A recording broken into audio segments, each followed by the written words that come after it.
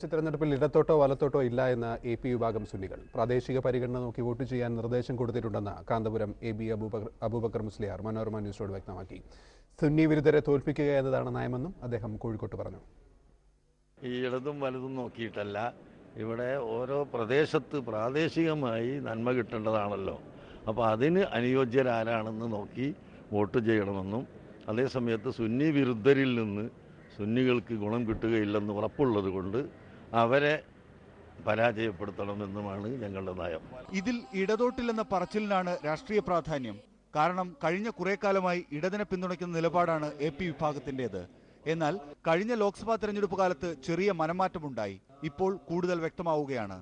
മലബാറിൽ പുതിയ +2 ബാച്ചുകൾ അനുവദിച്ചപ്പോൾ പരിഗണന കിട്ടാത്തതിലെ നീരസം AP വിഭാഗത്തിനുണ്ട്. അതെല്ലാം നമുക്ക് അടുത്ത അസംബ്ലി തെരഞ്ഞെടുപ്പിന് പറയാം.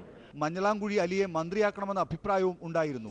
AP വിഭാഗവുമായുള്ള അകൽച്ച കുറയ്ക്കാൻ മുസ്ലിം ലീഗ് നിരന്തര ശ്രമത്തിലുമായിരുന്നു. ഇപ്പോൾ നേരെയാണ് പോക്കെന്നാണ് കാന്തപുരം പറയുന്നതെങ്കിലും നയപരമായ തിരിവിന്റെ ലക്ഷണമാണ് AP വിഭാഗം കാട്ടുന്നത്.